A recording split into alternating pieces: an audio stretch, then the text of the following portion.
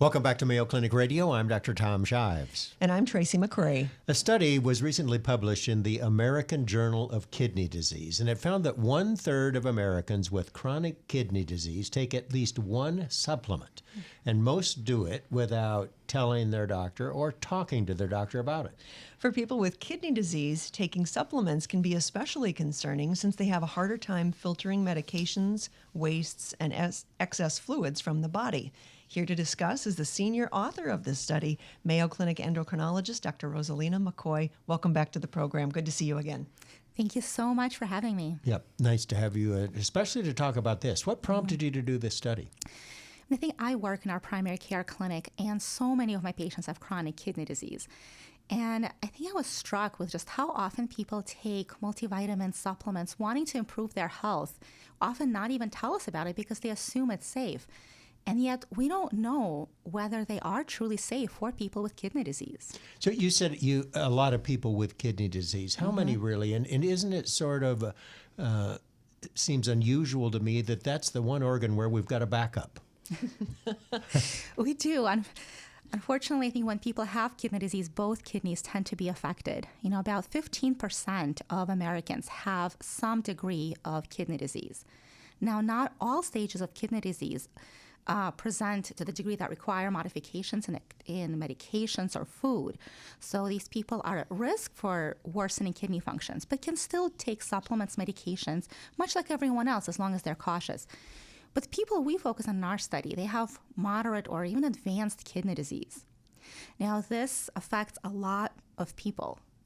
In our cohort, it's almost 16 million American adults. Have moderate or severe kidney disease? Okay. Exactly. And these are the people who really should be concerned about the medications and supplements that they are taking. Because they can damage the kidney, or because the kidneys, which normally filter these supplements, aren't working well enough to filter them and get them out of the system? It's both. Okay.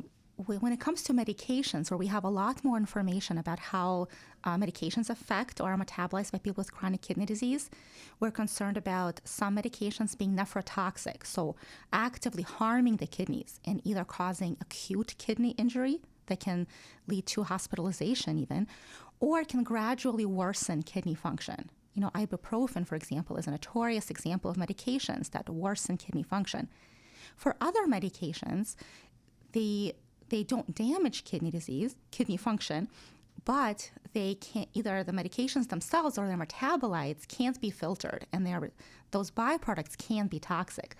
Now, supplements, just because they're not given by prescription or they're not medications, they're also active compounds, and they affect our patients the same exact way. So they can be damaging to the kidney, or they can themselves or their components or byproducts accumulate in the context of kidney disease. A class of supplements we looked at, which we call Highrisk, defined by the National Kidney Foundation, they're considered high risk because they contain potassium or phosphorus. And those minerals are to be used with caution and limited by people with kidney disease. Potassium and phosphorus. And which kind of supplements are those in? What are the names of some supplements that would contain those? Yeah, so the most common that we found was flaxseed. Oh. So flaxseed is very high in phosphorus, and it was one of the most common high-risk supplements taken by people of all stages with kidney disease. Flaxseed. You know what? This is just really something to consider, actually, because what I was going to say was the number of patients who don't think that the over-the-counter medication or the supplements they're taking is anything they even need to bother or trouble their healthcare provider with. But when you say flaxseed, I consider that a food, and I would never report that as a supplement that I'm taking. And I think that's really the biggest message that we hope that our patients and my colleagues and clinicians take away from this, is that I think everything that people consume, whether it be prescription, over-the-counter medication, an herbal supplement, or even things that we add to our foods, they are all potentially active and they all affect our health. And we hope that they do it in a positive way. And with flaxseed, there's a lot of benefits, right? There's protein. Phosphorus is great for people without kidney disease. There's healthy fatty acids. So we take all of these things to help our health, but we have to recognize that in many situations, the patients may be affected differently. And chronic kidney disease is the most common example of that, but certainly not the only one. So in my practice, I always make a point to ask people about any herbals, supplements, vitamins, additives to food, mixes, shakes, and you kind of specify all of that because that's all a dietary supplement. Why is it that people take multivitamins and as many supplements as they do? And are you convinced that there are any supplements out there that actually help people and improve people's health? I think we all take supplements and vitamins to improve our health. The word vitamins really suggests, vitality, health, and we think more of a good thing is always better. Now, the data... That's a misconception. That's absolutely a misconception because too much of a good thing can hurt us. For most healthy people, taking multivitamins is not harmful because the amounts of vitamins and minerals are kind of at the recommended daily allowance, even a little bit more, but it's still safe for most people. But that's not the case for people who can't filter them or excrete them, like people with kidney disease. And very high doses of many vitamins and many minerals are potentially harmful. And you said there's a pretty fair 15%, I think you said, of the population has got some form of kidney disease. That's a pretty big number. It is. So kidney disease is very common. It's growing in prevalence because of diabetes or why? Because of diabetes. As we age, the kidney disease increases. People are living longer. Mm-hmm.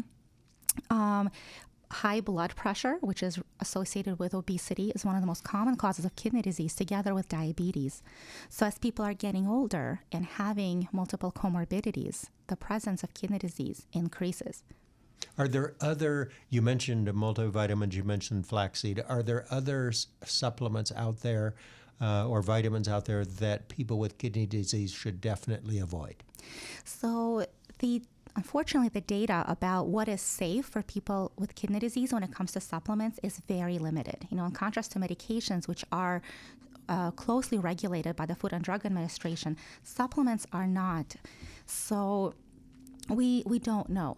The National Kidney Foundation, and I encourage everyone to go and even Google National Kidney Foundation and supplements, has a list of the most common supplements that include potassium, phosphorus, and some other supplements which are harmful to kidney disease.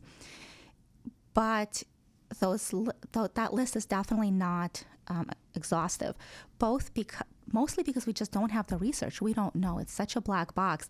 And the other problem is that, when we buy a supplement and we look in the back on the nutritional information, not everything that is important for our patients with kidney disease to know is on there. And if it's not listed, it doesn't mean that it's not there.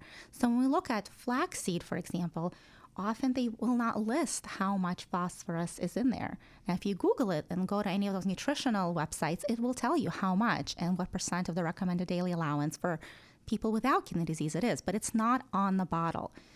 In the ingredients, it will say flaxseed. It's not going to tell you what else is in there. How about if people with kidney disease just avoid multivitamins and supplements?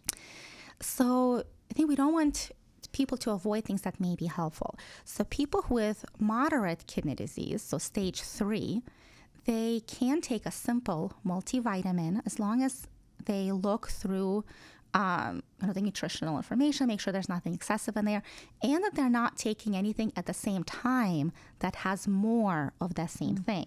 So if they're eating, if they're drinking a lot of milk, for example, and they take a multivitamin, well, the level of potassium and phosphorus can be too high.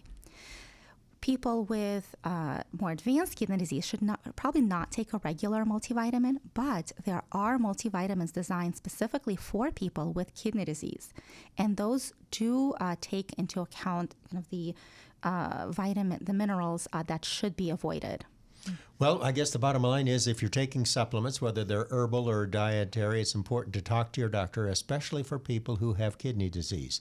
And you might also ask your doctor if any of those are doing you any good while you're at it. Dr. Rozalina McCoy is an endocrinologist at Mayo Clinic. Thanks so much for being with us. Thank you so much.